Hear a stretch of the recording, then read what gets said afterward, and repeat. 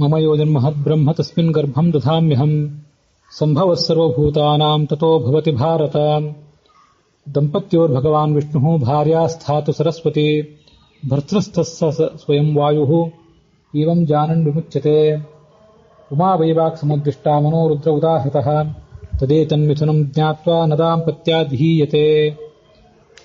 ಇವತ್ತು ನಾವು ನೋಡಬೇಕಾದದ್ದು ಭೀಷ್ಮ ಪರ್ವದ 15ನೇ ಭಾಗ. ಭಗವದ್ಗೀತೆಯ 2ನೇ ಅಧ್ಯಾಯದ 40ನೇ ಶ್ಲೋಕ ಕಳೆದ ದಿವಸ ಮುಕ್ತಾಯ ಕಂಡಿತ್ತು.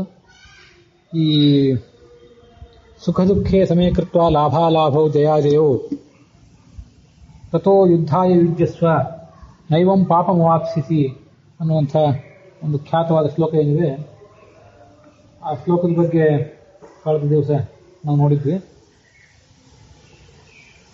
ಮನಃಶಾಸ್ತ್ರವನ್ನು ಮತ್ತು ವಿಶ್ಲೇಷಣಾ ಶಾಸ್ತ್ರವನ್ನು, ಮುಖ್ಯವಾಗಿ ಮನಃಶಾಸ್ತ್ರವನ್ನು ಅದು ಹೇಗೆ ವಿಸ್ತೃತ ರೂಪದಲ್ಲಿ ವರ್ಣನೆ ಮಾಡಿತ್ತು ಅನ್ನೋದನ್ನು ನೋಡಿದ್ವಿ. ಅಷ್ಟೆಲ್ಲ ಹೇಳಿದ ಮೇಲೂ ಕೂಡ ಆ ಶ್ಲೋಕದ ಬಗ್ಗೆ ಪೂರ್ಣ ಹೇಳಿದಂತೆ ಆಗಲಿಲ್ಲ ಅನ್ನಿಸ್ತು ನನಗೆ.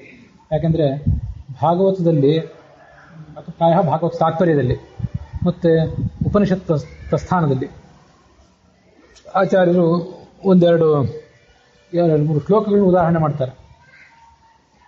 ಈ ಮನೋವಿಶ್ಲೇಷಣಾ ವಿಧಾನಕ್ಕೆ ಅಧ್ಯಾತ್ಮಶಾಸ್ತ್ರವನ್ನು ಸಮ್ಮಿಶ್ರಣ ಮಾಡಿ ಹೇಗೆ ಮನುಷ್ಯ ಸುಖ ದುಃಖಗಳನ್ನು ಗೆಲ್ಲಬೇಕು ಅಂತನ್ನೋದ್ರ ಬಗ್ಗೆ ಕೆಲವು ಸಂಗತಿಗಳನ್ನು ಹೇಳ್ತಾರೆ. ಅದನ್ನು ಕೂಡ ನೋಡಬೇಕು ಅಂತ ಅನಿಸಿತು. ಆದ್ದರಿಂದ ಮತ್ತು ಅಲ್ಲಿರುವಂಥ ಕೆಲವು ಶ್ಲೋಕಗಳನ್ನು ಕೂಡ ಹೇಳಿ ಇವತ್ತಿನ ಈ ಭಾಗವನ್ನು ಮುಂದುವರಿಸ್ತೇನೆ. ಮುಂದಿನ 41ನೇ ಶ್ಲೋಕವನ್ನು. ಸುಖ ದುಃಖೇ ಸಮಯಕೃತ್ವ ಲಾಭಾಲಾಭೌ ಜಯಾಜಯೌ. ಸುಖ ದುಃಖಗಳನ್ನು ಮತ್ತು ಲಾಭ ನಷ್ಟಗಳನ್ನು, ಜಯ ಅಪಜಯಗಳನ್ನು ಸಮಾನವಾಗಿ ಕಾಣುವಂತ ಕೃಷ್ಣ ಹೇಳಿದ. ಆ ಸಮಾನವಾಗಿ ಹೇಗೆ ಕಾಣಬೇಕು? ನಮಗೆ ಬೇಕಾದದ್ದು ಸುಖ, ದುಃಖ ಯಾರಿಗೂ ಬೇಕಾಗಿಲ್ಲ. ದುಃಖ ಯಾರಿಗೂ ಬೇಕಾಗಿಲ್ಲ ಅಂದಮೇಲೆ ಸುಖ ಮತ್ತು ದುಃಖಗಳನ್ನು ಸಮಾನವಾಗಿ ಕಾಣೋದು ಹೇಗೆ ಮತ್ತು ಮೂಲಭೂತವಾದ ಒಂದು ಪ್ರಶ್ನೆ. ಮನುಷ್ಯನ ಪ್ರತಿಯೊಬ್ಬರದ್ದು ಸ್ವಭಾವ ಅದು. ದುಃಖವೇ ಬೇಕು ಅಂತ ಯಾರು ಪ್ರಯತ್ನ ಪಡ್ತಾರೆ? ಸುಖ ಬೇಕು. ಆ ಸುಖ ಸಾಧ್ಯವಾದಷ್ಟು ದೀರ್ಘಕಾಲೀನವಾಗಿರಬೇಕು ಮತ್ತು ಅದು ಸಾಧ್ಯವಾದರೆ ಶಾಶ್ವತ ಸುಖವೇ ಆಗಿರಬೇಕು. ಇದು ಮನುಷ್ಯನ ಪ್ರಯತ್ನ. ದುಃಖ ಯಾರಿಗೂ ಬೇಕಾಗಿಲ್ಲ ಅಂದಮೇಲೆ ಆ ಸುಖ ದುಃಖಗಳನ್ನು ಸಮಾನವಾಗಿ ಕಾಣುವುದು ಹೇಗೆ ಮತ್ತು ಲಾಭ ನಷ್ಟಗಳನ್ನು ಸಮಾನವಾಗಿ ಕಾಣುವುದು ಹೇಗೆ, ಹಾಗೆ ಜಯ ಅಪಜಯಗಳನ್ನು ಸಮಾನವಾಗಿ ಕಾಣುವುದು ಹೇಗೆ ಅನ್ನೋದೊಂದು ಪ್ರಶ್ನೆ. ಆದ್ದರಿಂದ ಇನ್ನಷ್ಟು ವಿಸ್ತೃತ ರೂಪದಿಂದ ಆ ಶ್ಲೋಕದ ಬಗ್ಗೆ ನಾವು ಮನನ ಮಾಡಬೇಕು. ದುಃಖ ನಮಗೆ ಬೇಕಾಗಿಲ್ಲದೆ ಇರ್ಬೋದು, ಆದರೆ ಮೇಲ್ನೋಟಕ್ಕೆ ದುಃಖ ನಮಗೆ ತೊಂದರೆ ಕೊಡುವಂಥದ್ದು, ನಮಗೆ ಅನಪೇಕ್ಷಿತ ಅಂತ ಕಂಡ್ರೂ ಕೂಡ ಆ ದುಃಖ ಅನ್ನೋದು ಕಾಲಾನಂತರದಲ್ಲಿ ನಮಗೆ ದೊಡ್ಡ ಸುಖ, ದೊಡ್ಡ ಅನುಕೂಲಗಳನ್ನು, ದೊಡ್ಡ ಮನಃಶಾಂತಿಯನ್ನು ಕೊಡುವಂಥದ್ದು. ಆದ್ದರಿಂದ ಆ ಸುಖವೇ ಬೇಕು, ದುಃಖ ಬೇಡ ಅಂತ ಮನುಷ್ಯ ಬಯಸಬಾರದು. ಅದಕ್ಕೆ ಬೃಹದಾರಣ್ಯಕ ಭಾಷ್ಯದಲ್ಲಿ ಆಚಾರ್ಯರು ಒಂದು ಮಾತನ್ನು ಹೇಳ್ತಾರೆ. ವ್ಯಾಧೀನ್ ಶವಹೃತಿಂ ಚೈವ ಶವದಾಹಾದಿಕಂ ತಥಾ ವಿಷ್ಣೋ ತಪ ಇತ್ಯೇವ ಕುರುವನ್ ತಥೋ ಯಾತಿ ಪರಾಂಗತಿಂ ಅಂತ ಉತ್ತರಾರ್ಧ ಇದೆ. ಆ ಉತ್ತರಾರ್ಧ ನನಗೆ ಇವತ್ತು ಅಷ್ಟು ಸ್ಪಷ್ಟವಾಗಿ ನೆನಪಿಗೆ ಬರ್ತಿಲ್ಲ, ಇರಲಿ. ಇದರ ವಿಷಯವಾಗಿ ಕೂಡ ಹಿಂದೆ ಯಾವಾಗೊಮ್ಮೆ ಹರಿಕಥಾಮೃತಸಾರ ಹೇಳುವಾಗಲೂ ಯಾವಾಗೊಮ್ಮೆ ಹೇಳಿದ್ದೆ. ಅದನ್ನು ಈ ಸಂದರ್ಭದಲ್ಲಿ ನೆನಪು ಮಾಡ್ಕೊಳ್ಬೇಕು. ಮನುಷ್ಯನಿಗೆ ಮಾನಸಿಕ ದೈಹಿಕ ರೋಗಗಳನ್ನು ತಂದುಕೊಂಡು ಅದನ್ನು ಸಹನ ಮಾಡ್ಕೊಳ್ಳುವಷ್ಟು ಶಕ್ತಿ ಇರೋದಿಲ್ಲ, ಅದು ಬೇಡ ಆಗಿರ್ತದೆ ಅವನಿಗೆ. ಆದರೆ ಅನಿವಾರ್ಯವಾಗಿ ಬಂದರೆ ಏನು ಮಾಡಬೇಕು ಅಂತಂದರೆ ಅದಕ್ಕೆ ಬೇಕಾದಂಥ ತಯಾರಿ ಮಾಡ್ಕೊಳ್ಬೇಕು. ಏನು ತಯಾರಿ ಮಾಡ್ಕೊಳ್ಬೇಕು ಅಂತಂದರೆ ವ್ಯಾಧೀನ್ ಶವಹೃತಿಂಚೈವ. ವ್ಯಾಧಿ, ಮನುಷ್ಯ ತನಗೆ ಬರುವಂತಹ ದೈಹಿಕ ಮಾನಸಿಕ ರೋಗಗಳಿವೆಯಲ್ಲ, ಇವುಗಳನ್ನು ಏನಂತ ತಿಳ್ಕೋಬೇಕು? ವಿಷ್ಣೋಹೋ ತಪ ಇತ್ಯೇವ. ನನಗೆ ಇವತ್ತು ಬಂದಂತಹ ದೈಹಿಕ ಮಾನಸಿಕ ರೋಗಗಳೇನಿವೆ ಇವು ನಾನು ಭಗವಂತನನ್ನು ಒಲಿಸಲಿಕ್ಕಾಗಿ ಮಾಡುವಂಥ ತಪಸ್ಸು ಅಂತ ಭಾವನೆ ಮಾಡ್ಕೋಬೇಕು. ಮತ್ತೆ ಶವಹೃತಿಂ ಚೈವ ಶವದಾಹಾದಿಕಂ ತಥಾ, ಅದು ಬಹಳ ಅದ್ಭುತವಾದದ್ದು. ನಾವು ಒಂದಲ್ಲ ಒಂದು ದಿವಸ ಎಲ್ಲರೂ ಸಾಯಬೇಕು. ಸತ್ತಾಗ ನಮ್ಮನ್ನು 4 ಜನ ಹೊತ್ಕೊಂಡು ಹೋಗಬೇಕು. ಹೊತ್ಕೊಂಡು ಹೋಗಿ ನಮ್ಮನ್ನು ಹೂಳಬೇಕು ಅಥವಾ ದಾಹ ಮಾಡಬೇಕು. ಅದಕ್ಕೆ ದಾಹಾದಿಕಂ ಅಂತ ಹೇಳಿದ್ರು. ಕೆಲವರನ್ನ ಹೂಳ್ತಾರೆ, ಕೆಲವರನ್ನ ಸುಟ್ಟು ಹಾಕ್ತಾರೆ.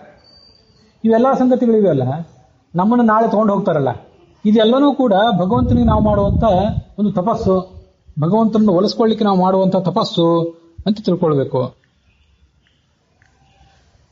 ಆದ್ರಿಂದ ಯಾವುದೇ ದುಃಖ ಮನುಷ್ಯನಿಗೆ ಬಂದರೂ ಕೂಡ ಇದೆಲ್ಲ ಭಗವಂತನ ಕುರಿತಾದ ತಪಸ್ಸು ನಂದು ಅಂತ ಮನುಷ್ಯನಿಗೆ ಅದನ್ನು ಸಹನೆಯಿಂದ ತಾಳ್ಕೊಳ್ಳಿಕ್ಕೆ ಶಕ್ತಿ ಬರ್ತದೆ. ಅದರಿಂದ ಅವನು ಗೆಲ್ಲಬಹುದು ಮನುಷ್ಯ.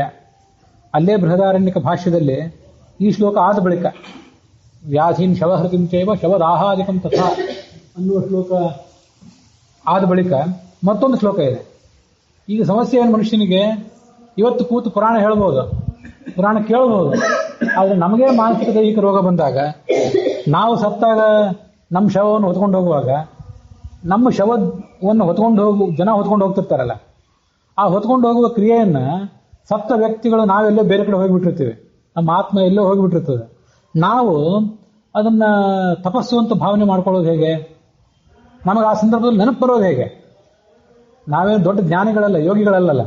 ನೋಡಲ್ಲ, ನಮ್ಮ ಶವ ಹೊತ್ಕೊಂಡು ಹೋಗ್ತಿದ್ದಾರೆ, ಅದು ನಾನು ಮಾಡ್ತಿರೋ ತಪಸ್ಸು, ಭಗವಂತನನ್ನು ಒಲಿಸ್ಕೊಳ್ಳಿಕ್ಕೆ ನಾನು ಮಾಡುವ ತಪಸ್ಸು. ಆಯ್ತು, ಹೊತ್ಕೊಂಡು ಹೋದ್ರು, ಸ್ಮಶಾನದಲ್ಲಿಟ್ಟರು, ಅದನ್ನು ಸುಡ್ಲಿಕ್ಕೆ ಶುರು ಮಾಡಿದ್ರು, ಅದು ನಾನು ಮಾಡ್ತಿರೋ ತಪಸ್ಸು ಅಂತ ನಮಗೆ ಜ್ಞಾನ ಬರಬೇಕಲ್ಲ. ಯಾಕಂದ್ರೆ ನಾವಾಗ ಯಾವುದೋ ಒಂದು ಪರಲೋಕದ ಪ್ರಯಾಣದ ಮಾರ್ಗದಲ್ಲಿ ಇರ್ತೇವೆ ಬಹುತೇಕ. ಅದರಿಂದ ನಮಗಿಂತ ಜ್ಞಾನಗಳು ಬರೋದು ಯಾವಾಗ ಅಂತಂದ್ರೆ, ಅಲ್ಲೇ ಮುಂದೊಂದು ಶ್ಲೋಕ ಹೇಳ್ತಾರೆ, ನನಗೆ ಈಗ ಆ ಶ್ಲೋಕ ನೆನಪಿಗೆ ಬರ್ತಿಲ್ಲ. ಆದರೆ ಅಲ್ಲಿರೋ ವಿಷಯ ಏನು ಅಂತಂದ್ರೆ, ಇವತ್ತು ನಾವು ಸುಖಿಗಳಾಗಿದ್ರು ಕೂಡ ಇವತ್ತು ನಮಗೆ ಯಾವುದೇ ತೊಂದರೆ ಇಲ್ಲ, ಇವತ್ತು ನಮ್ಮ ಶವವನ್ನು ಯಾರು ಹೊತ್ಕೊಂಡು ಹೋಗ್ತಿಲ್ಲ, ಇವತ್ತು ನಮ್ಮ ಶವವನ್ನು ಯಾರು ಸುಡ್ತಾ ಇಲ್ಲ, ಅಷ್ಟಿದ್ರೂ ಕೂಡ ಇವತ್ತು ಸುಖಿಗಳಾಗಿದ್ದೀವಲ್ಲ, ನಾಳೆ ಆ ಮಾನಸಿಕ ದೈಹಿಕ ರೋಗಗಳು ನಮಗೆ ಬರ್ಬೋದಲ್ಲ. ನಮ್ಮ ಶವವನ್ನು ಹೊತ್ಕೊಂಡು ಹೋಗ್ತಾರೆ, ನಮ್ಮ ಶವವನ್ನು ಸುಡ್ತಾರಲ್ಲ, ಇದೆಲ್ಲ ಭಗವಂತನ ಪೂಜೆ ಅಂತ ಮುಂದೆ ಆಗೋದನ್ನ ಹಿಂದೆ ಆಗಿದ್ದನ್ನ ಏಷ್ಯತ್ ಅತೀತಂ, ಇವೆರಡನ್ನೂ ಕೂಡ ಭಗವಂತನ ಪೂಜೆ ಅಂತ ಈಗ ನಾವು ಸ್ವಸ್ಥರಾಗಿದ್ದಾಗ, ನಮ್ಮ ಬುದ್ಧಿ, ನಮ್ಮ ಮನಸ್ಸು, ನಮ್ಮ ಶರೀರ ಎಲ್ಲ ಸ್ವಸ್ಥವಾಗಿದ್ದಾಗ, ಈ ತರ ಪ್ರವಚನ ಮಾಡ್ಲಿಕ್ಕೆ ಶಕ್ತಿ ಇದ್ದಾಗ, ಪ್ರವಚನ ಕೇಳಿ ಅದನ್ನು ಅರಿವಿಸಿಕೊಳ್ಳೋ ಶಕ್ತಿ ಇದ್ದಾಗ, ಈಗಲೇ ಅದನ್ನು ಭಗವಂತನ ತಪಸ್ಸು ಅಂತ ಸಂಕಲ್ಪ ಮಾಡಿಬಿಡ್ಬೇಕು. ಅದು ಭೀಮಸೇನ ಮಹಾಭಾರತದಲ್ಲಿ ವೇದವ್ಯಾಸದೇವರನ್ನ ಮೊದಲನೇ ಸರಿ ಭೇಟಿಯಾದಾಗ ಸಮರ್ಪ್ಯ ಕೃತ್ಯಾನಿ ಕೃತೀಕೃತಾನಿ ಸಮರ್ಪ್ಯಮಾಣಾನಿ ತಸ್ಯ ಪೂಜಾಂ ಸಂಕಲ್ಪಯಾಮಾಸ ಸ ಶುದ್ಧ ಬುದ್ಧಿ ಅಂತ ಹೇಳ್ತಾರೆ ಮಧ್ವವಿಜಯದಲ್ಲಿ ಒಂದು ಕಡೆ. ಈ ಹಿಂದೇನು ಕಾರ್ಯಗಳನ್ನು ಮಾಡಿದ್ದ, ಅವತಾರ ಕಾರ್ಯಗಳನ್ನು ಮಾಡಿದ್ರ, ಅದನ್ನೆಲ್ಲ ಭಗವಂತನ ಪೂಜೆ ಅಂತ ಭಗವಂತನಿಗೆ ಅರ್ಪಣೆ ಮಾಡಿದ.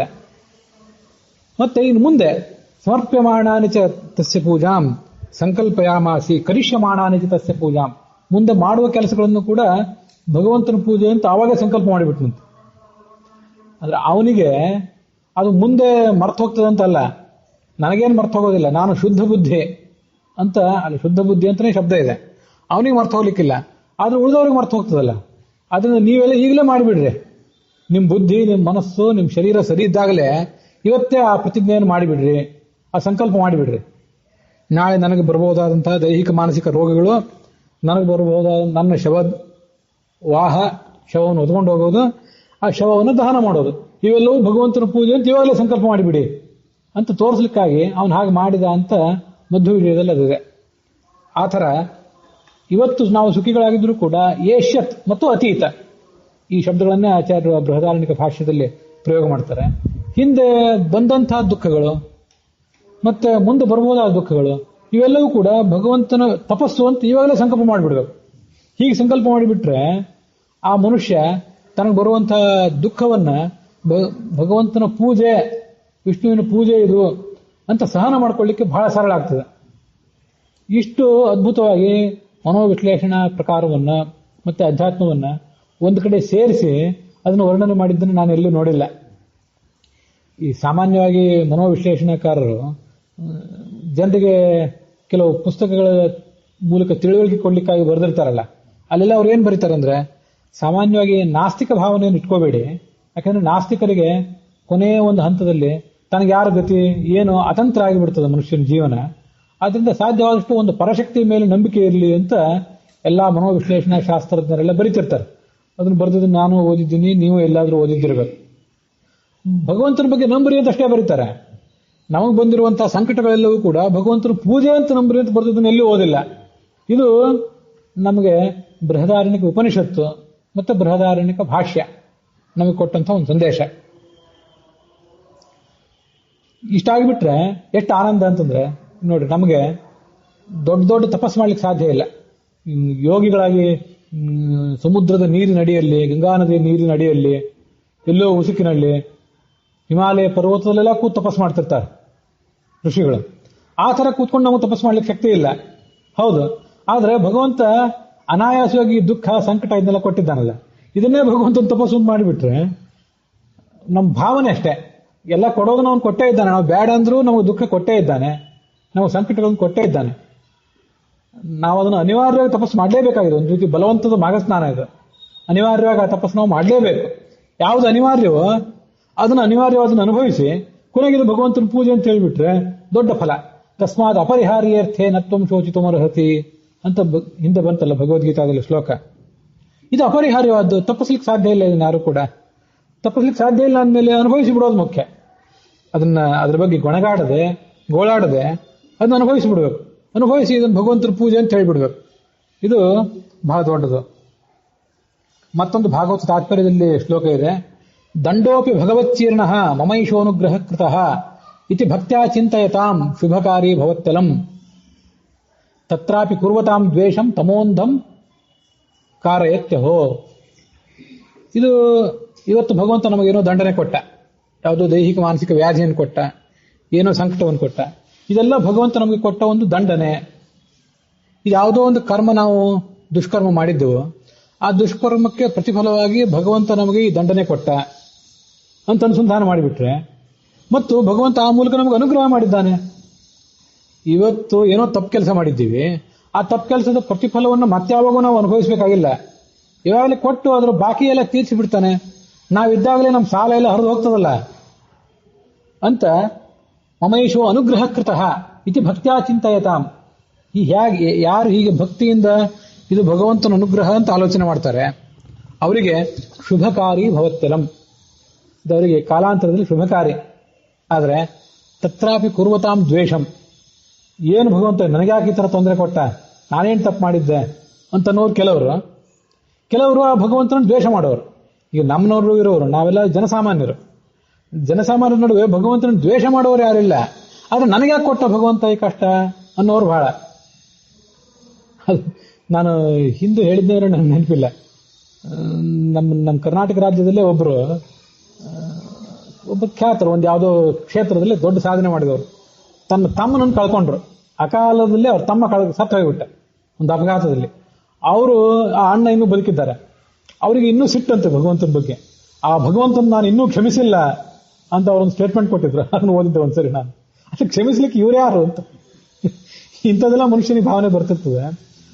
ಆ ಭಗವಂತನಿಗೆ ನಾನು ತಮ್ಮನೇ ಬೇಕಾಗಿದ್ನ, ಆ ಚಿಕ್ಕ ವಯಸ್ಸಿನ ತಮ್ಮ, ಅವನನ್ನ ಕರ್ಕೊಂಡು ಹೋದ ನಾವು ಭಗವಂತ, ಅವನನ್ನು ನಾನು ಇನ್ನೂ ಕ್ಷಮಿಸಿಲ್ಲ ಅಂತವ್ರು ಒಂದು ಸ್ಟೇಟ್ಮೆಂಟ್ ಕೊಟ್ಟರು. ಆ ಸ್ಟೇಟ್ಮೆಂಟ್ ಭಗವಂತನ ಕಳಿಸ್ಬೇಕಷ್ಟೇ, ನೋಡಿ ಇಂಥವ್ರೊಬ್ರು ಹೇಳಿದ್ದಾರೆ ಅಂತ ಹೇಳಿ. ಹೀಗೆಲ್ಲ ಮನುಷ್ಯನಿಗೆ ತೀರಾ ದುಷ್ಟ ಆಗಿದ್ರೆ ಆ ಭಗವಂತ ನೀಚ ನಮ್ಗೆ ಅವತ್ತು ಒಂದು ದುಃಖನೇ ಕೊಡ್ತಾನೆ ಅಂತ ಅವ್ನು ಬೈತಾರೆ. ಅದೇ ಅಂಧಂತಮ ಪ್ರವಿಶಂತಿ ಅಸಂಭೂತಿ ಮುಪಾಸತೆ ಅಂತ ಈಶಾವಾಸ್ಯ ಉಪನಿಷತ್ತು. ಭಗವಂತ ಸುಖದಾಯಕ ದುಃಖದಾಯಕ, ಸುಖವನ್ನು ಕೊಡ್ತಾನೆ ನಮ್ಮ ಕರ್ಮಕ್ಕನುಸಾರವಾಗಿ, ದುಃಖವನ್ನು ಕೊಡ್ತಾನೆ ನಮ್ಮ ಕರ್ಮಕ್ಕನುಸಾರವಾಗಿ ಅಂತ ಆಲೋಚನೆ ಮಾಡಿದ್ರೆ ಸಂಭೂತಿ ಉಪಾಸತೆ, ಸಂಭೂತಿಯನ್ನು ಉಪಾಸನೆ ಮಾಡುವವರು ಸದ್ಗತಿ ಪಡ್ಕೋತಾರೆ. ಅಸಂಭೂತಿಯನ್ನು ಉಪಾಸನೆ ಮಾಡುವವರು ಅಂಧಂತಮ ಪ್ರವಿಶಂತಿ, ಭಗವಂತ ದುಷ್ಟ, ಬರೇ ದುಷ್ಟ ಕೆಲಸಗಳನ್ನೇ ಮಾಡ್ತಾನೆ ಅಂತನವ್ರು ಯಾರಿರ್ತಾರಲ್ಲ ಅವ್ರು ಅಂಧಂತಮಸ್ಸಿಗೆ ಹೋಗ್ತಾರೆ. ವಸ್ತುತಃ ನಮ್ಮಲ್ಲಿ ಅಂಧಂತಮಸ್ಸಿಗೆ ಹೋಗುವಷ್ಟು ನೀಚರು ಯಾರು ಇರೋದಿಲ್ಲ ನಮ್ಮ ಸುತ್ತಮುತ್ತಲು. ಇಲ್ಲ ಅಂತ ಹೇಳ್ತಿಲ್ಲ, ಸಾಮಾನ್ಯವಾಗಿ ನಮ್ಮ ತರಗತಿನೂ ಬಹಳ ಸಣ್ಣದು, ನಾವು ಮಾಡೋ ಪುಣ್ಯನೂ ಸಣ್ಣದು, ಪಾಪನೂ ಸಣ್ಣದು ಅನ್ನೋ ಕಾರಣಕ್ಕಾಗಿ ಹೇಳಿದೆ ಅಷ್ಟೆ. ಆದ್ರಿಂದ ಭಗವಂತನ ಅಸಂಭೂತಿ, ದುಃಖದಾಯಕ, ಕಷ್ಟದಾಯಕ, ನಮಗೆ ತೊಂದರೆನೇ ಕೊಡ್ತಾನೆ ಬರೀ ಅಂತ ಯಾರು ಉಪಾಸನೆ ಮಾಡೋರು ಇರ್ತಾರಲ್ಲ, ತತ್ರಾಪಿ ಕುರ್ವತಾಂ ದ್ವೇಷಂ, ಯಾರು ದ್ವೇಷ ಮಾಡ್ತಾರೆ ಅವ್ರನ್ನ ತಮೋಂಧಂ ಪ್ರಾಪಯತ್ಯಹೋ, ಅವರಿಗೆ ತಮೋಲೋಕವನ್ನು ಕೊಟ್ಟು ಬಿಡ್ತಾನೆ ಭಗವಂತ ಅಂತ ಭಾಗವತ್ ತಾತ್ಪರ್ಯದಲ್ಲಿ ಆಚಾರ್ಯ ಉಲ್ಲೇಖ ಮಾಡಿದಂಥ ಒಂದು ಶ್ಲೋಕ. ಅದನ್ನೇ ಈ ಹಿಂದೆ ಉದ್ಯೋಗ ಪರ್ವದಲ್ಲಿ ನಾವು ಒಂದ್ ಕಡೆ ನೋಡಿದ್ವಿ. ಸೇಂದ್ರಾನ್ ಗರ್ಹಯತೆ ದೇವಾನ್ ನಾತ್ಮಾನಂನ ಕಥಂಚನ. ಈ ಮನುಷ್ಯನ ಸ್ವಭಾವ ಎಂತದ್ದು ಅಂತಂದ್ರೆ ಸೇಂದ್ರಾನ್ ಗರ್ಹಯತೆ ದೇವಾನ್, ಎಲ್ಲರನ್ನೂ ಬೈತಾನ. ಈ ತಪ್ಪಿಗೆ ಯಾರು ಕಾರಣ? ಇಂದ್ರ ಕಾರಣ, ಶನಿ ಕಾರಣ, ರಾಹುಕೇತು ಕಾರಣ. ಸ ಇಂದ್ರಾನ್, ಇಂದ್ರ ಸಮೇತರಾದ ಎಲ್ಲ ದೇವತೆಗಳನ್ನು ಗರ್ಹಯತೆ, ನಿಂದನೆ ಮಾಡ್ತಾನೆ ತನ್ನ ಪರಿಸ್ಥಿತಿಗೆ. ನಾತ್ಮಾನಂನ ಕಥಂಚನ. ಆದ್ರೆ ತಾನು ಮಾತ್ರ ಒಂದು ಸರಿನೂ ಕೂಡ ನಾ ಇಂಥ ತಪ್ಪು ಮಾಡಿಬಿಟ್ಟೆ, ಯಾವುದೋ ತಪ್ಪು ಮಾಡಿದ್ದೆ, ಅದನ್ನು ಭಗವಂತ ಕೊಟ್ಟಿದ್ದಾನೆ. ಇದರಲ್ಲಿ ಅವ್ರದ್ದೆಲ್ಲ ಈ ರಾಹು ಕೇತು ಶನಿ ಇವರೆಲ್ಲ ಏನ್ ಮಾಡೋರಿದ್ದಾರೆ ಅಂತ ಇವನಿಗೆ ಅರಿವೇ ಆಗೋದಿಲ್ಲ. ಇವನು ಇಂದ್ರಾದಿ ದೇವತೆಗಳನ್ನು ಬೈತಾನೆ, ಶನಿ ರಾಹು ಕೇತುಗಳನ್ನು ಬೈತಾನೆ ಅಂದಮೇಲೆ ತಾನು ಸುತ್ತಮುತ್ತಲಿದ್ದವರನ್ನು ಇವನು ಬೈತಾನೆ ಅಂತ ಅನ್ನೋದಕ್ಕೆ ಏನು ನಾವು ವಿವರಿಸಬೇಕಾಗಿದೆ? ಸಹಜವಾಗೇ ಬೈತಾನೆ. ಇಂದ್ರನನ್ನೇ ಬೈಯುವಂತ ಧೈರ್ಯ, ಭಂಡತನ ಇದ್ದವನು ತನ್ನ ಸುತ್ತಮುತ್ತಿದ್ದವರು ನನ್ನ ತಪ್ಪಿಗೆ, ನನ್ನ ತೊಂದರೆಗೆಲ್ಲ ಇವರೇ ಕಾರಣ ಅಂತ ಯಾರ್ದೋ ತಲೆ ಮೇಲೆ ಗೂಬೆ ಕೂಡಿಸ್ತಾನೆ, ಅವರನ್ನು ನಿಂದನೆ ಮಾಡ್ತಾನೆ. ಅದು ಉದ್ಯೋಗ ಪರ್ವದಲ್ಲಿ ಈ ಹಿಂದೆ ಬಂದ ಒಂದು ಶ್ಲೋಕ. ಹೀಗೆ ಇವನಿಗೆ ಬೇರೆಯವ್ರ ತಪ್ಪು ಕಾಣಿಸ್ತದೆ ಹೊರತು ತನ್ನ ತಪ್ಪು ಕಾಣಿಸೋದೇ ಇಲ್ಲ. ಹಾಗೆ ಮಾಡಬಾರ್ದು ಮನುಷ್ಯ. ನನ್ನ ತಪ್ಪಿನಿಂದ ಹೀಗಾಗಿದೆ, ಈ ಶಿಕ್ಷೆ ಬಂದಿದೆ, ಭಗವಂತ ಅದನ್ನ ರಾಹು ಕೇತು ಶನಿ ಮೊದಲಾದವರ ಮೂಲಕ ಕೊಟ್ಟಿದ್ದಾನೆ, ಅವರು ಅದನ್ನು ಸೂಚನೆ ಮಾಡಿದ್ದಾರೆ. ಇದೊಂದು ಅವನ ಅನುಗ್ರಹ ಆಯಿತು. ಇಲ್ಲೇ ನನ್ನ ಸಾಲ ಎಲ್ಲ ತೀರ್ತಾ ಇದೆಯಲ್ಲ, ಸಾಲ ತೀರೋದನ್ನ ದೊಡ್ಡ ಒಂದು ವಿಷಯ, ದೊಡ್ಡ ಭಾಗ್ಯ ಅಂತ ತಿಳ್ಕೊಂಡ್ಬಿಡ್ಬೇಕು ಅದನ್ನ. ಇಲ್ಲೇ ಇದು ಅಲ್ಲಿ ಬಂದಂತಹ ಶ್ಲೋಕ. ಮತ್ತೊಂದು ಶ್ಲೋಕ ಭಾಗವತ ತಾತ್ಪರ್ಯದಲ್ಲಿ ಬಂದದ್ದು. ಯಾವತ್ ಪರಮ ಭಕ್ತ ಇಷ್ಟು ಭುಜ್ಯತೆ ದುಃಖ ಮುಲ್ಬಣಂ ಅವನ್ ಮುಕ್ತವು ಸುಖೋದ್ರೇಕ ತತ್ರ ಚೇತ್ ಭಕ್ತಿವರ್ಧನಂ. ಮತ್ತೊಂದು ಅದ್ಭುತ ಶ್ಲೋಕ. ಎಷ್ಟೆಷ್ಟು ನಾವು ದುಃಖ ಆಗ್ತದಲ್ಲ ಅಷ್ಟಷ್ಟು ನಾವು ಸಂತೋಷ ಪಡ್ಬೇಕಂತ. ಇದು ನೋಡ್ರಿ, ಸುಖ ದುಃಖಗಳನ್ನು ಸಮಾನವಾಗಿ ಯಾಕೆ ಕಾಣಬೇಕು, ಹೇಗೆ ಕಾಣಬೇಕು ಅನ್ನೋದಕ್ಕೆ ಇವೆಲ್ಲ ಒಂದೊಂದು ಪರಿಹಾರ. ನಿನ್ನೆ ನಾನು ಇದನ್ನು ಹೇಳಿಲ್ಲ, ನನಗೆ ನೆನಪಿಗೆ ಬರಲಿಲ್ಲ. ಆಮೇಲೆ ಇದನ್ನೆಲ್ಲ ಹೇಳದೇ ಇದ್ರೆ ಅಪೂರ್ಣ ಆದಿತ್ತು ಅಂತ ಅನಿಸ್ತು, ಇವತ್ತು ಹೇಳ್ತಿದ್ದೇನೆ. ಎಷ್ಟೆಷ್ಟು ಸಂಕಟ ಆಗ್ತದಲ್ಲ, ಎಷ್ಟೆಷ್ಟು ಒದ್ದಾಡ್ತೀವಲ್ಲ ಅಷ್ಟಷ್ಟು ನಮಗೆ ಮುಕ್ತಿಯಲ್ಲಿ ಸುಖ ಹೆಚ್ಚಂತ.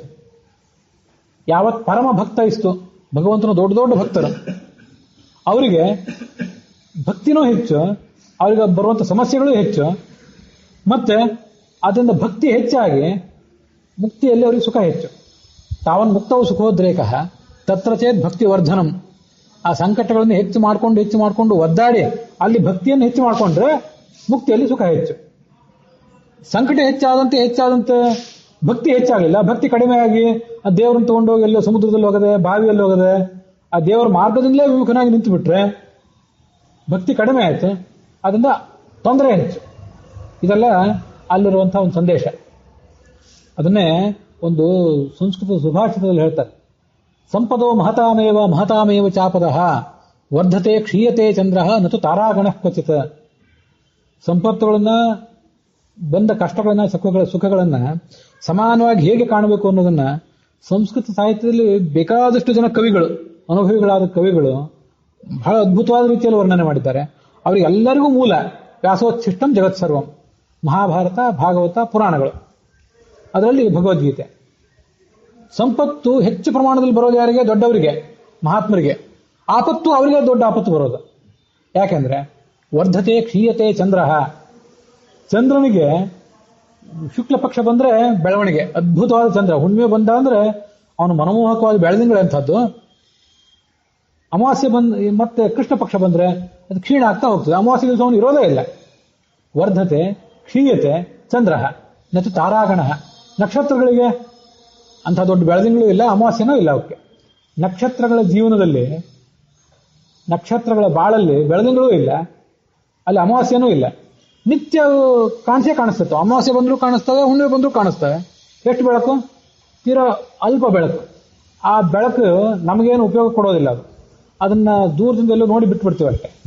ಚಂದ್ರನ ಬೆಳಕನ್ನು ನೋಡಿ ಸಂತೋಷ ಪಡ್ತೀವಿ, ನಮ್ಮ ದೈನಂದಿನ ಕಾರ್ಯಕ್ಕೆ ಉಪಯೋಗ ಮಾಡ್ಕೊತೀವಿ. ಹೀಗೆ ತಾರಾಗಣ, ನಕ್ಷತ್ರಗಳ ಗಣಕ್ಕೆ. ನಕ್ಷತ್ರ ಅನ್ನೋದು ಚಂದ್ರನಕ್ಕಿಂತ ಸಣ್ಣದು, ಚಂದ್ರನ ಪತ್ನಿಯರವರು. ಹೀಗೆ ಅರ್ಥದಲ್ಲಿ ಚಂದ್ರ ಮಹಾತ್ಮ, ನಕ್ಷತ್ರಗಳು ಅಲ್ಪರು ಅನ್ನೋ ಅರ್ಥದಲ್ಲಿ ಇದನ್ನೆಲ್ಲ ಹೇಳಿದ್ದಾರೆ. ಆದ್ದರಿಂದ ಆ ನಕ್ಷತ್ರಗಳಿಗೆ ಅಷ್ಟು ದೊಡ್ಡ ಅಭಿವೃದ್ಧಿನೂ ಇಲ್ಲ, ಸಂಪತ್ತೂ ಇಲ್ಲ, ಆಪತ್ತೂ ಇಲ್ಲ. ಚಂದ್ರನಿಗೆ ಆಪತ್ತು ಇದೆ, ಸಂಪತ್ತು ಇದೆ.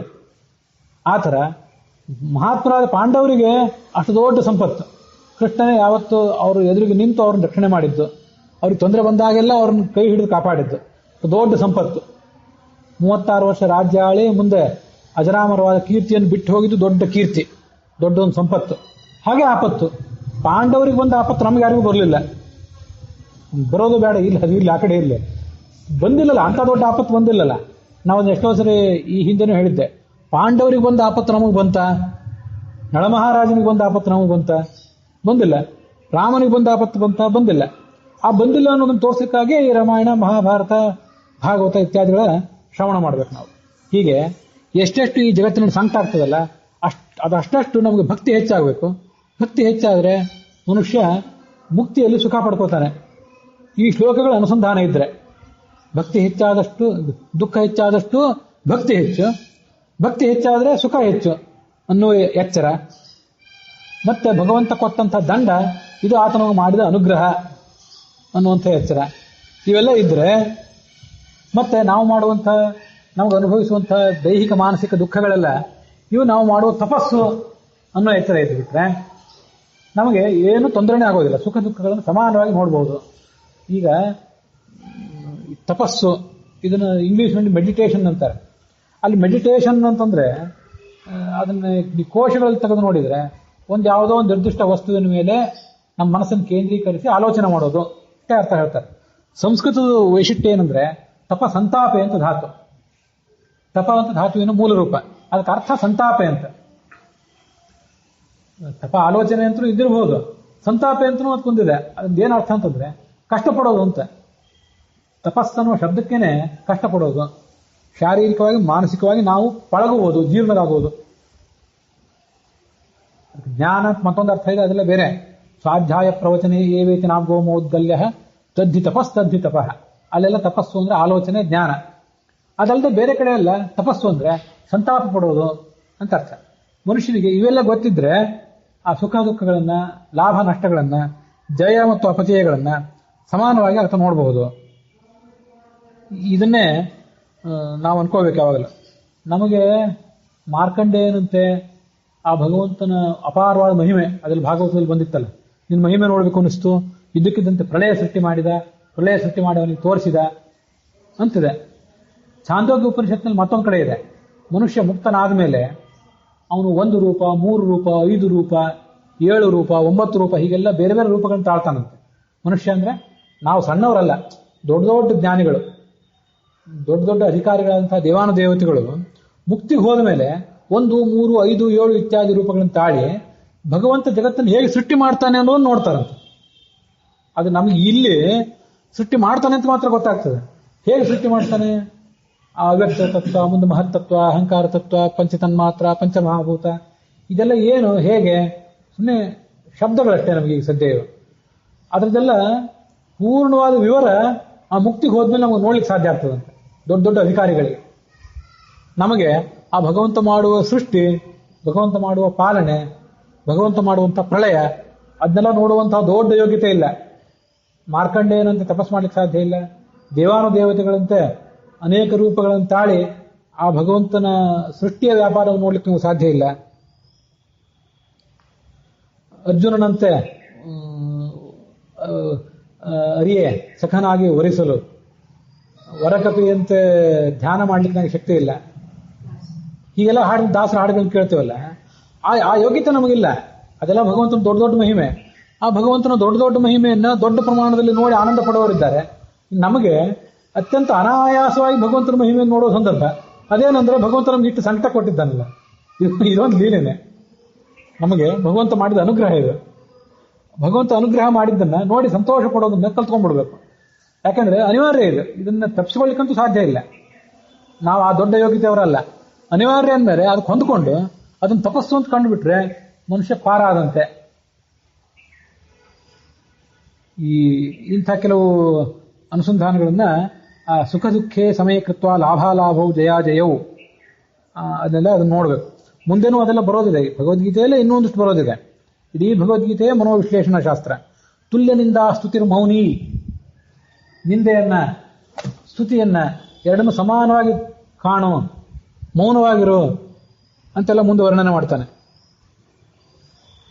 ಮತ್ತೆ ಈ ಉದ್ಯೋಗ ಪರ್ವದಲ್ಲೇ ಆ ಸನತ್ ಸುಜಾತೀಯದಲ್ಲಿ ಸನತ್ ಸುಜಾತರು ಧೃತರಾಷ್ಟ್ರನಿಗೆ ಮಾತು ಹೇಳಿದ್ರಲ್ಲ, ಅಲ್ಲಿ ಒಂದು ಬಂದಿತ್ತು.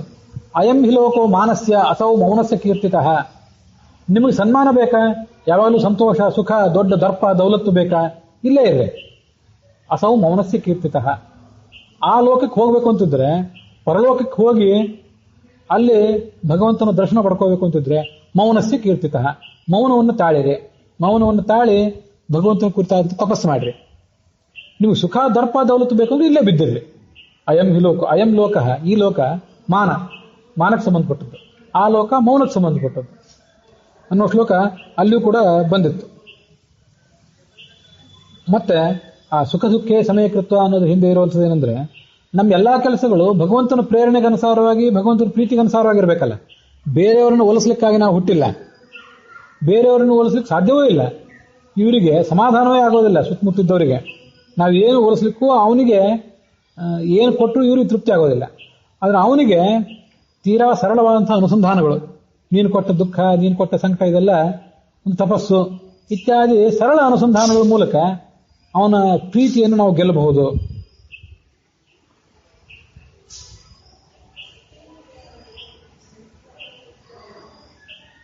ಮೌನ ಅಂತ ಹೇಳಿದ್ನಲ್ಲ, ಅಸೌ ಮೌನಸ್ಯ ಕೀರ್ತಿತಃ. ಮನುಷ್ಯ ಮೌನಿಯಾಗಿದ್ದು.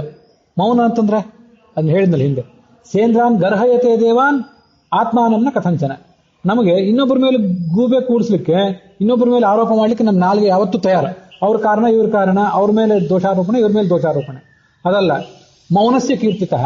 ಮನುಷ್ಯ ಮೌನಿಯಾಗಿದ್ದು ಆ ಮೂಲಕ ತನ್ನ ಸಾಧನೆ ಮಾಡಬೇಕು.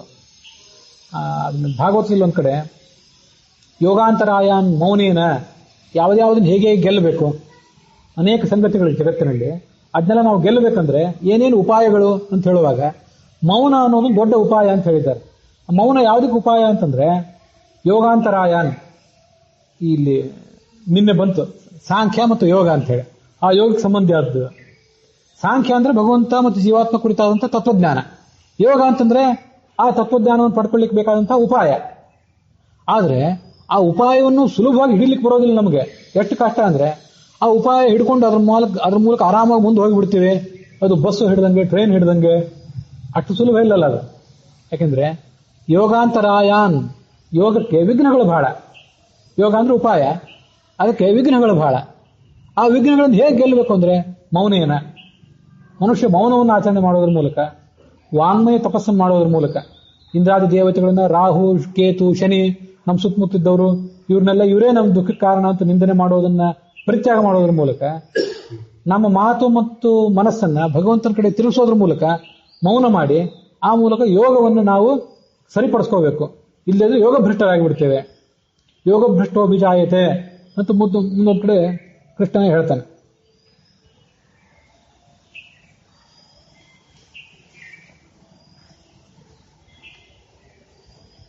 ನಾವು ಸುಖ ದುಃಖಗಳನ್ನು ಕಾಣಬೇಕು ಅಂತ, ಸಮಾನವಾಗಿ ಕಾಣಬೇಕು ಅಂತ ಹೇಳೋದೇನಿದೆ, ಆ ಥರ ಪ್ರವಚನ ಮಾಡೋದು ಮತ್ತೆ ಆ ಥರ ಶ್ರವಣ ಮಾಡೋದೇನಿದೆ, ಅದು ಕೇಳಲಿಕ್ಕೆ ಬಹಳ ಸುಲಭ, ಆದರೂ ಕಷ್ಟ ಅಂತ ಅನಿಸ್ತದೆ.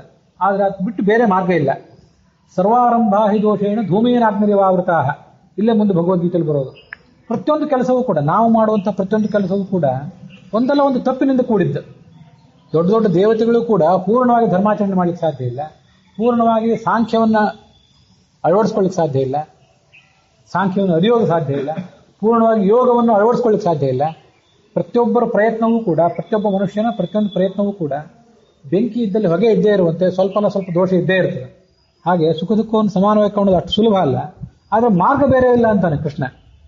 ಅಪರಿಹಾರ್ಯವಾದ ಸಂಗತಿ ಯಾವುದಿದೆ ಅದ್ರ ಬಗ್ಗೆ ನೀನು ಗೋಳಾಡಿ ಏನು ಉಪಯೋಗ? ನಿನಗೆ ಈ ಕಷ್ಟ ಬರೋದೇ, ಇದು ಅನಿವಾರ್ಯ ನಿನಗೆ. ಅದನ್ನ ಬೇರೆ ಬೇರೆ ಕಡೆ ನನಗೆ ಭಾಗವತದಲ್ಲೇ ಬಂದಂಥ ಕುಂತಿ ಹೇಳಿದ ಮಾತೊಂದು, ವಿಪದ ಸಂತುನಶ್ಯಶ್ವ ದ್ಯಾಸು ಸಂಸ್ಮರ್ಯತೆ ಹರಿಹಿ. ನಮಗೆ ವಿಪತ್ತುಗಳೇ ಬರಲಿ, ಕುಂತಿ ಕೇಳಿದ ಒಂದು ಮಾತಿದೆ. ಆಪತ್ತು ನಮಗೆ ಯಾವತ್ತೂ ಬರ್ತಾ ಇದೆ. ಯಾಕೆ ಆಪತ್ತುಗಳು ಬರ್ತಿರ್ಬೇಕು ಅಂತಂದ್ರೆ, ಯಾಸು ಸಂಸ್ಮರ್ಯತೆ ಹರಿಹಿ. ನಮಗೆ ಭಗವಂತನ ನೆನಪು ಬರೋದೇ ಆವಾಗ. ಇಲ್ಲದೆ ಹೋದ್ರೆ ಸಂಪತ್ತಿನ ಶಿಖರದಲ್ಲಿ ನಾವು ತೇಲಾಡ್ತಿದ್ರೆ ನಾವು ಭಗವಂತನ ನೆನಪು ಬರೋದೇ ಇಲ್ಲ. ನಾವು ಹೀಗೆ ಮೂರ್ಖರಾಗಿ ಕೂತ್ಬಿಟ್ಟಿರ್ತೇವೆ. ಆದ್ರಿಂದ ಆಪತ್ತುಗಳನ್ನು ಕೊಡೋದ್ರ ಮೂಲಕ ನಮ್ಮನ್ನ ಆ ಭಗವಂತ ತನ್ನ ಸ್ಮರಣೆ ಬರುವಂತೆ ಮಾಡ್ತಾನೆ. ವಿಪತ ಸಂತುನಶ್ಯಶ್ವದ್ ಯಾಸು ಸಂಸ್ಮರ್ಯತೆ ಹರಿಹಿ ಭವತೋ ದರ್ಶನಂ ಯತ್ಸ್ಯಾತ್ ಅಪುನರ್ಭವ ದರ್ಶನಂ. ವಿಪತ್ತು ಬಂದಾಗ ನಿನ್ನ ಸ್ಮರಣೆ ಬಂದ್ರೆ ಯಾಸು ಸಂಸ್ಮರ್ಯತೆ ಹರಿಹಿ ಭವತೋ ದರ್ಶನಂ ಯಸ್ಯಾತ್, ಮುಂದೆ ನಿನ್ನ ದರ್ಶನ, ಮುಂದೆ ಅಪುನರ್ಭವ ದರ್ಶನಂ, ಕೊನೆಗೆ ಈ ಸಂಸಾರದಿಂದ ಬಿಡುಗಡೆ. ಆದ್ದರಿಂದ ನಮಗೆ ಆ ವಿಪತ್ತನ್ನೇ ಕೊಡು ಅಂತ ಭಗವಂತನ ಕೇಳಬೇಕು. ಅಲ್ಲಿ ಮತ್ತೊಂದು ಶ್ಲೋಕ ಇತ್ತು, ವಿಪದೋ ನೈವ ವಿಪದಃ ಸಂಪದೋ ನೈವ ಸಂಪದಃ ವಿಪದ್ವಿಸ್ಮರಣಂ ವಿಷ್ಣೋ ಸಂಪತ್ತಸ್ಯ ನಿಷೇವಣಂ. ಜಗತ್ತಿನಲ್ಲಿರುವ ಬರುವ ಯಾವ ಆಪತ್ತು ಆಪತ್ತೇ ಅಲ್ಲ, ಸಂಪತ್ತು ಸಂಪತ್ತೇ ಅಲ್ಲ. ಯಾಕೆ ಅಂತಂದ್ರೆ, ಹಾಗಾದ್ರೆ ಸಂಪತ್ತು ಅಂದ್ರೆ ಏನು, ಆಪತ್ತು ಅಂದ್ರೆ ಏನು ಅಂತಂದ್ರೆ, ವಿಪದ್ವಿಸ್ಮರಣಂ ವಿಷ್ಣೋ, ಭಗವಂತನನ್ನು ಮರೆತು ಬದುಕೋದೇನಿದೆ ಅಲ್ಲ, ಮರೆತು ಬದುಕೋದೇ ವಿಪತ್ತು. ಸಂಪತ್ತು ಬರೋದು ಅಂತಂದ್ರೆ ಅವನು ನೆನಪು ಮಾಡ್ಕೊಳ್ಳೋದೇ ದೊಡ್ಡ ಸಂಪತ್ತು.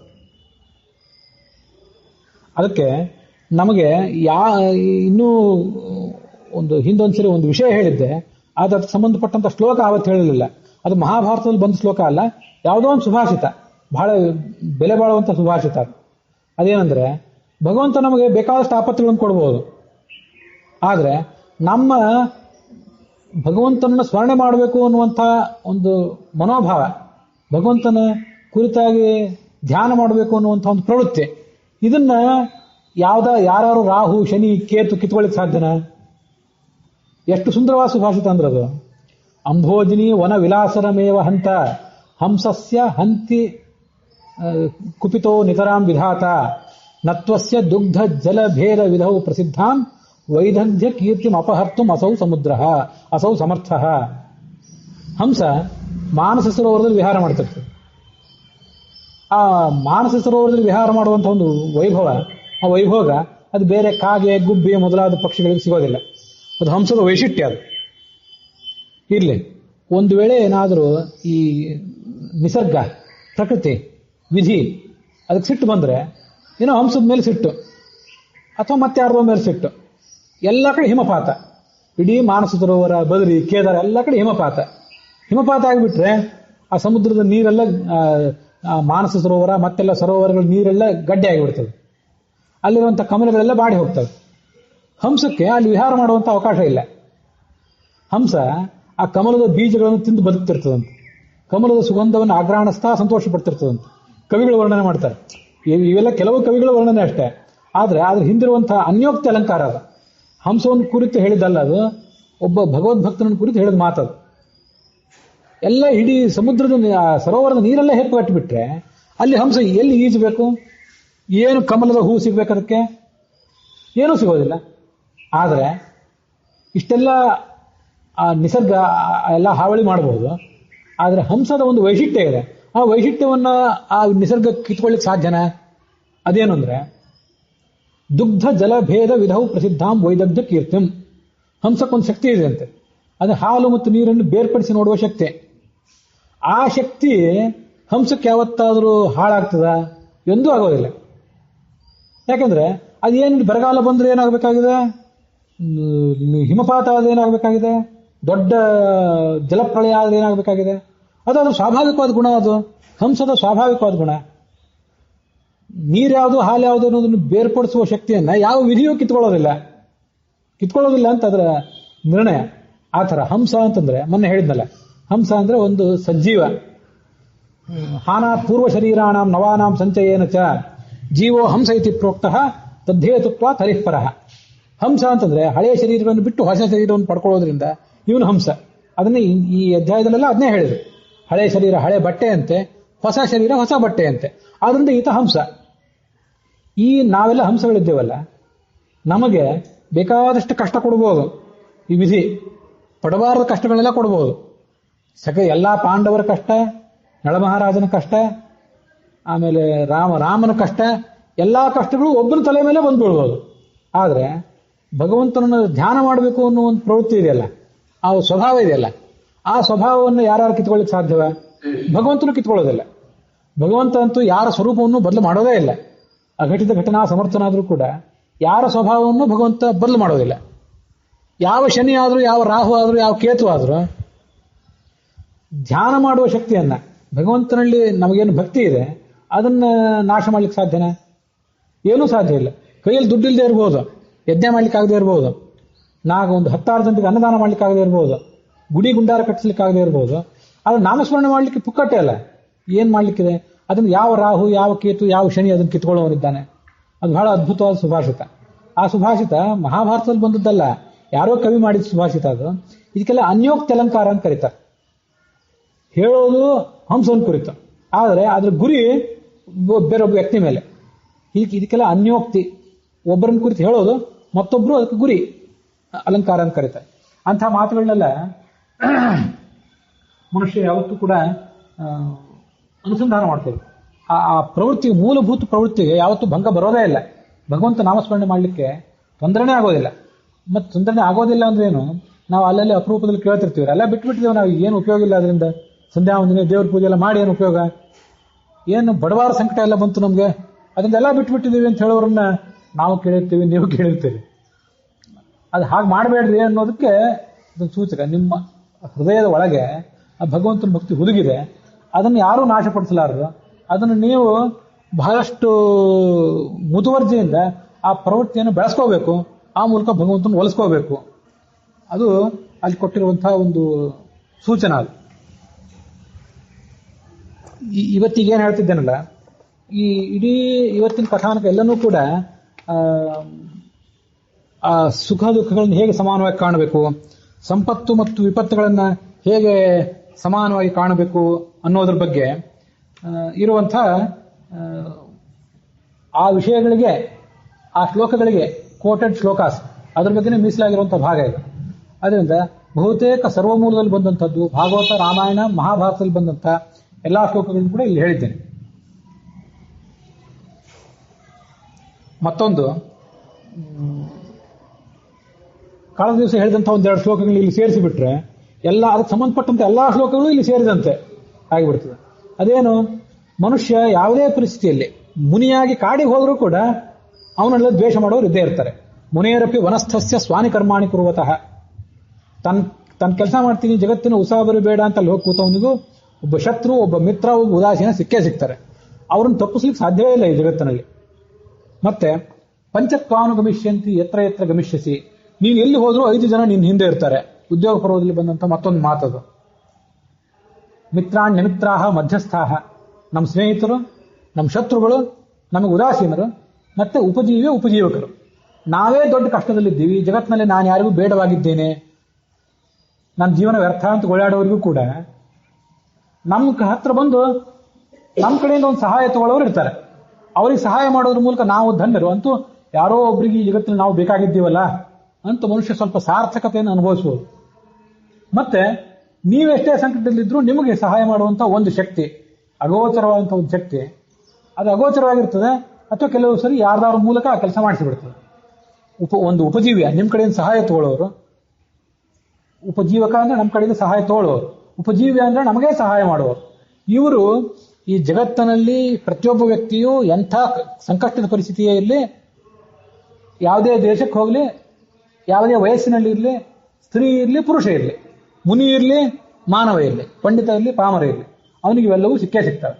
ಅದರಿಂದ ಮನುಷ್ಯ ಎದೆ ಗುಂದಬೇಕಾಗಿಲ್ಲ ಅನ್ನೋದನ್ನು ತೋರಿಸುವಂಥ ಒಂದು ಶ್ಲೋಕ ಅದು. ಮತ್ತೆ ವಿಶ್ವಸ್ಯ ಸ್ಥಿತಿ ಲಯೋದ್ಭವ ಹೇತುರಾಧ್ಯ ಯೋಗೇಶ್ವರೈರಪಿ ದುರತ್ಯಯ ಯೋಗ ಮಾರ್ಗ ಕ್ಷೇಮಂ ವಿಧಾಸ್ಯತಿ ಸನೋ ಭಗವಾನ್ ಸ್ತ್ರಧೀಶಃ ತತ್ರಾಸ್ಮದೀಯ ವಿಮರ್ಶೇನ ಕಿಯಾನಿಹಾರ್ಥ ಅಂತ ಮತ್ತೊಂದು ಭಾಗವತದಲ್ಲಿ ಬಂದ ಶ್ಲೋಕ.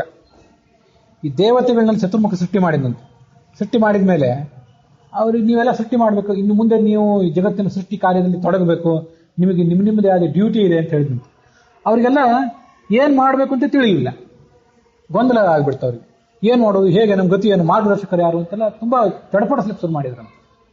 ಆವಾಗ ಚತುರ್ಮುಖ ಹೇಳಿದಂಥ ಒಂದು ಮಾತದು, ವಿಶ್ವಸ್ಯ ಸ್ಥಿತಿ ಲಯೋದ್ಭವ ಹೇತುರಾಧ್ಯ. ನೀವು ಯಾರಿಂದ ಇಲ್ಲಿ ಬಂದ್ರಿ? ಯಾರು ಈ ಜಗತ್ತಿನ ಸೃಷ್ಟಿ, ಅದರ ಪಾಲನೆ, ಅದರ ನಾಶ ಇತ್ಯಾದಿಗಳನ್ನೆಲ್ಲ ಮಾಡ್ತಾನಲ್ಲ, ಅವನ ಮೂಲಕ ಇಲ್ಲಿ ಬಂದ್ರಿ. ಯೋಗೇಶ್ವರೈರಪಿ ದುರತ್ಯಯ ಯೋಗ ಮಾರ್ಗ. ದೊಡ್ಡ ದೊಡ್ಡ ಯೋಗೀಶ್ವರರು ಕೂಡ ಅವನನ್ನು ಪೂರ್ಣವಾಗಿ ತಿಳಿಯಲಾರ. ಅವನಿದ್ದಾನಲ್ಲ, ಕ್ಷೇಮಂ ವಿಧಾಸ್ಯತಿ ಸನೋ ಭಗವಾನ್ ಸ್ತಧೀಶಃ, ಅವನು ನಿಮ್ಮ ಯೋಗಕ್ಷೇಮವನ್ನು ನೋಡ್ಕೋತಾನೆ. ತತ್ರ ಅಸ್ಮದೀಯ ವಿಮರ್ಶೆಯನ್ನು ಕಿಯಾನಿಹಾರ್ಥ, ನಾವು ಏನ್ ಮಾಡ್ಬೇಕು, ನಾಳೆಗೇನು ಗತಿ, ನಮ್ಮ ಮಕ್ಕಳ ಗತಿ ಏನು, ಮೊಮ್ಮಕ್ಕಳ ಗತಿ ಏನು, ಈಗ ರಟ್ಟೆ ಬಲ ಇದ್ದಾಗ ಎಲ್ಲ ಮಾಡ್ಕೊಂಡು ಇಟ್ಕೊಂಡ್ಬಿಡೋಣ ಅಂತೆಲ್ಲ ಆಲೋಚನೆ ಮಾಡಿದ್ರೆ ತತ್ರ ಅಸ್ಮದೀಯ ವಿಮರ್ಶೆಯನ್ನು ಕಿಯಾನಿಹಾರ್ಥ. ನೀವು ಎಷ್ಟು ಆಲೋಚನೆ ಮಾಡಿದ್ರೇನು ಬಿಟ್ರೇನು, ನಿಮ್ಮನ್ನು ಇಲ್ಲಿ ತಂದಿದ್ದಾನೆ, ಅದೆಷ್ಟೋ ಜನ್ಮಗಳ ಮೂಲಕ ನಿಮ್ಮನ್ನು ದಾಟಿಸಿದ್ದಾನೆ, ಇಲ್ಲೂ ತಂದಿದ್ದಾನೆ, ಮುನ್ನಡೆಸೋನಿದ್ದಾನೆ. ಇಷ್ಟು ಜವಾಬ್ದಾರಿ ಆತ ಹೊತ್ತಿದ್ದಾಗ ನಾವೇನ್ ಮಾಡೋದಿದೆ? ಅವನು ನಮ್ಮನ್ನು ಕಾಪಾಡುವವನಿದ್ದಾನೆ, ಅವನು ನಿಮಗೆ ಜಗತ್ತಿನ ಕರ್ತವ್ಯ ಏನ್ ಮಾಡಬೇಕು ಅಂತ ಅವನು ತೋರಿಸ್ತಾನೆ. ನೀವು ಆ ಭಗವಂತನ ಧ್ಯಾನ ಮಾಡ್ತಾ ಹೋಗ್ರಿ ಅಂತ ಚತುರ್ಮುಖ ಅವ್ರಿಗೆ ಹೇಳಿದಂಥ ದೇವತೆಗಳಿಗೆ ಧೈರ್ಯ ತುಂಬಿದಂಥ ಒಂದು ಮಾತು.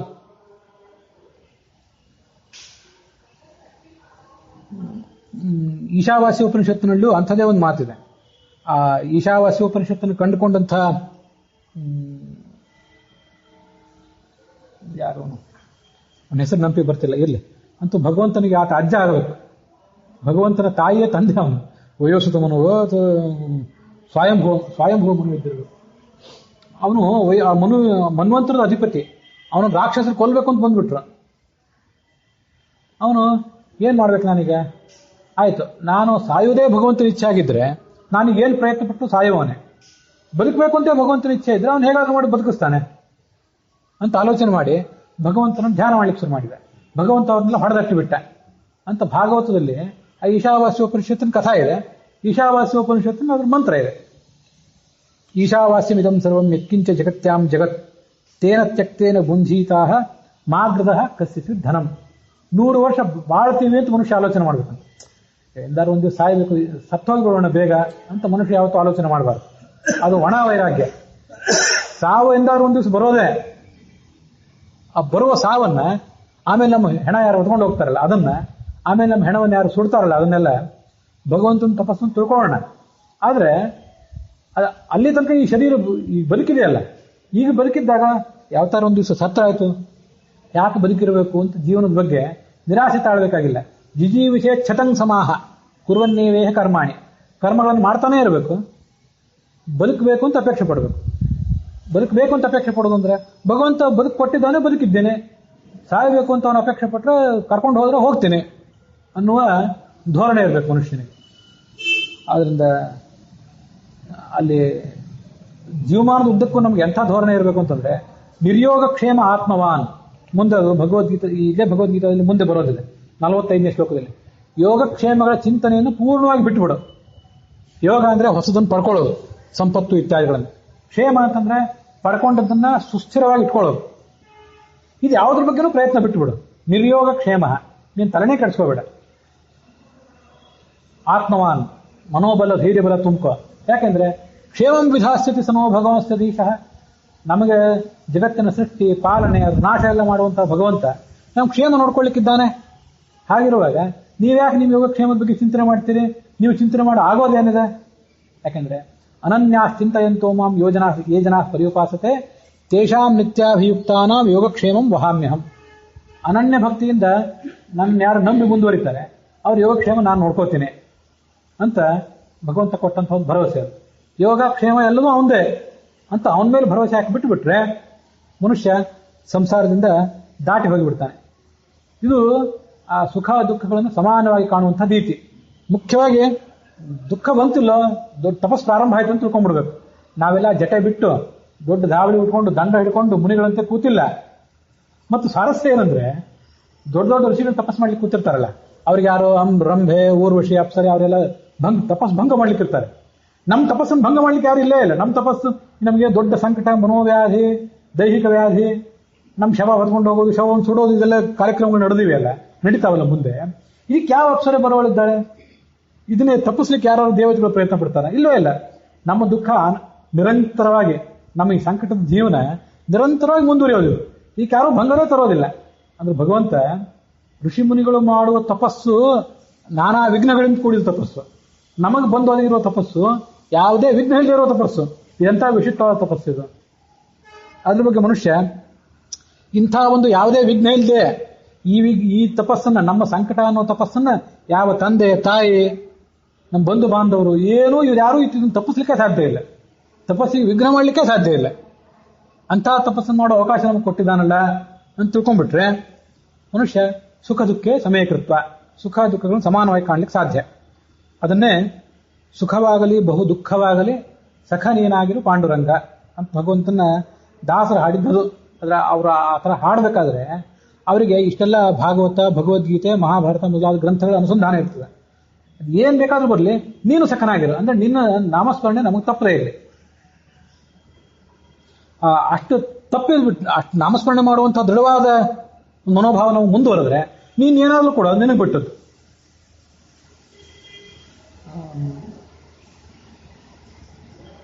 ಭಾಗವತದಲ್ಲೇ ಮತ್ತೊಂದು ಶ್ಲೋಕ ಇದೆ, ಅಪಿ ಸಂಸ್ಮರತಾಮಿಹ ರತಿರ್ಯಥಾ ನ ವಿರಹೇತ್ ಅಪಿ ಸಂಸ್ಮರತಾಮಿಹ